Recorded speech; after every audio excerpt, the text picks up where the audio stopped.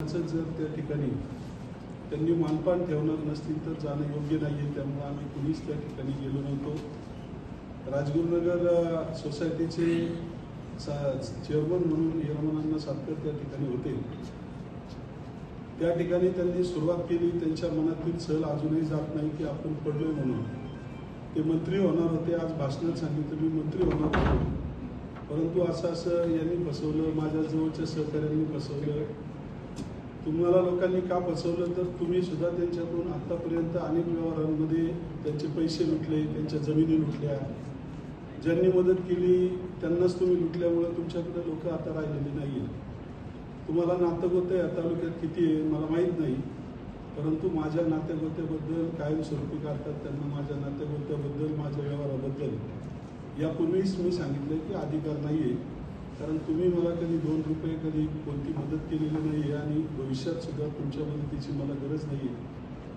आणि अशा परिस्थितीमध्ये कायम माझ्या विरोधात बरं नाही, माझ्या विरोधात टीका करणे. कारण आता हे फक्त सांगतात मला सत्य ते, पण यांना त्या तीनही पक्षाचं कुणीही एक नेता मी तिथं पाहतोय एकही जवळ करत नाही. केवळ बोलण्यातून बघतो, राहतो, करतो, चौकशी लावतो. या बोलण्यातच त्यांचं आत्तापर्यंत 15-20 वर्ष गेले. मी 15-20 वर्ष त्यांना जी कामं करता आली नाही ती मी गेले 1.5 वर्षाच्या कालावधीमध्ये यापूर्वी सुद्धा सांगितली, सातत्याने सांगत आहे. आणि त्याच माध्यमातून कालसुद्धा एक अधिवेशनाच्या दरम्यान मी त्या ठिकाणी तुम्हाला मी झाल्यावर मी किती वेळा अधिवेशनात खेड पोलीस स्टेशनच्या कंपाऊंडवाला आणि फर्निचरसाठी निधी पाहिजे म्हणून पाठपुरावा केला.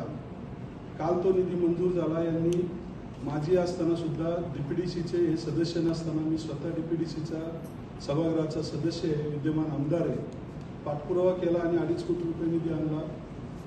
खोट्या बातम्या करणे, खोट्या प्रेस नोट घेऊन त्या ठिकाणी वापरणे. परंतु तालुक्यातील जनता त्या खालच्या जर कमेंट पाहिला तर यांच्या बाजूने एकही व्यक्ती चांगलं म्हणायला तयार नाही आहे. आज मी त्यांच्यावर टीका करण्यासाठी या पत्रकार परिषदेत बसलोय अशातला भाग नाही. परंतु ज्या व्यक्तींनी स्वर्गीय साहेबराव सातकर पाटील असतील, स्वर्गीय नारायणराव पवार असतील, स्वर्गीय बाळासाहेब शेटे असतील, कोळीकर साहेब असतील, त्याचबरोबर तत्कालीन चेअरमन लोणारे साहेब असतील, इतरही बँकेचे ज्यांनी ही बँक घडवली, जागा घेतल्या, जागा वाढवल्या, इमारती बांधल्या, ही बँक वाढवायचा प्रयत्न केला. स्वर्गीय नामदार अजितदादा पवार आल्यापासून या बँकेला प्रगती वाढत गेली. आदरणीय शरदचंद्रजी पवार साहेब यांचं मार्गदर्शन लाभत गेलं आणि पुणे जिल्ह्यातील सर्व ग्रामीण भागातील शेतकरी बांधव, दूध व्यावसायिक, शिक्षण संस्था, मार्केट कमिट्या, खरेदी विक्री संघ या सर्व सहकारी संस्थांची खाती PDC बँकेत या ठिकाणी यायला लागली. PDC बँकेचा वाढता आलेख हे होत असताना हे संचालक म्हणून गेल्याच्या नंतर यांना आपल्या स्वतःच्याच हक्काची बँक आहे काय, मीच त्याचा मालक आहे असं वाटायला लागलं. आणि त्या बँकेमध्ये त्याचं जे सभागृह आहे कोणत्याही प्रकारची फी त्या ठिकाणी न भरता पक्ष कार्यालय म्हणून सभांसाठी त्या ठिकाणी त्यांनी वापरायला सुरुवात केली. आणि मग अशा पद्धतीनं या बँकेची आज 100 वर्ष पूर्ण झालेल्या शताब्दी वर्ष असताना त्या कार्यक्रमाच्या निमित्ताने तालुक्यातील 100% लोक या ठिकाणी नाराज होती.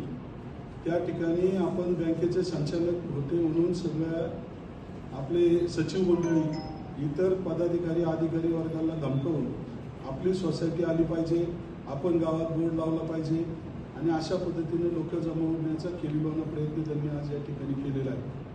मला या ठिकाणी त्यांना सांगायचं, सत्तेत राहताना कामं करा, तुम्ही किती कामं आणा करा, मला माझा काही दुजोरा नाही आहे, परंतु कायमस्वरूपी मला निष्क्रिय म्हणणे, माझी माळ गंध, माझ्या वारकरी संप्रदायावर आक्षेप घेणे आपली वाट लागत चाललेली आहे. कारण माऊली तुमची वाट लावल्याशिवाय राहणार नाही. आणि त्यामुळं मी या ठिकाणी तालुक्यामध्ये छोट्या कामापासून तर मोठ्या कामापर्यंत या ठिकाणी यशस्वी होत चाललेलो आहे. भविष्याच्या येत्या 6 महिन्याच्या काळात अनेक मोठी कामं आपल्या तालुक्यामध्ये मंजूर होणार आहेत. यांना कधी ट्रॅफिकचा प्रश्न सोडवता आला नाही, यांना पिण्याच्या पाण्याचा प्रश्न सोडवता आला नाही, यांना तिन्ही नगर परिषदेचा कचऱ्याचा प्रश्न सोडवता आला नाही, पूर्व भागाला पाणी देता आलं नाही, पश्चिम भागाचे बंधारे बांधता आले नाही. 15 वर्षात भीमाशंकरसाठी यांनी प्रशब्द काढला नाही. गेल्या हे आमदार असताना तहसीलदारांचे अधिकार ट्रस्टने काढून घेतले, त्याबद्दल बांधता आलं नाही. भीमाशंकरच्या एकाही मिटिंगला कधी ट्रस्टच्या गेले नाही.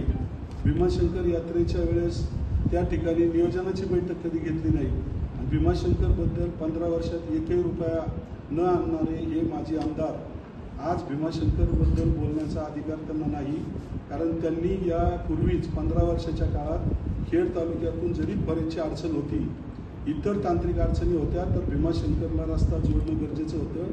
आपलं अपयश झाकण्यासाठी शेजारच्या नेत्यावर आपण आगपाखड करणं किती चांगलं आहे. त्यांनी 15 दिवसापूर्वीच आपल्याला आयरे गैरे म्हटले, त्याची जाणीव आपण ठेवा आणि त्यामुळं आपलं अपयश झाकण्यासाठी 15 वर्षात आपलं काही करता आलं नाही, म्हणून आज मी रात्रंदिवस प्रत्येकाच्या सुखदुःखामध्ये मी असे सर्व जिल्हा परिषद सदस्य, आमचे पंचायत समितीचे सभापती उपसभापती, मार्केट कमिटीचे सभापती उपसभापती, पंचायत समितीचे सर्व सदस्य, मार्केट कमिटीचे सदस्य, खरेदी विक्री संघाचे अध्यक्ष उपाध्यक्ष सर्व संचालक, पुणे जिल्हा सहकारी बोर्डाचे अध्यक्ष हिरामन सातकर असतील, संस्थांचे पदाधिकारी असतील, आम्ही सर्व मंडळी रात्रंदिवस या ठिकाणी छोटी मोठी कामं करत आहोत. आणि मग आज यांच्याकडे एकही संस्था राहिलेली नाही आहे.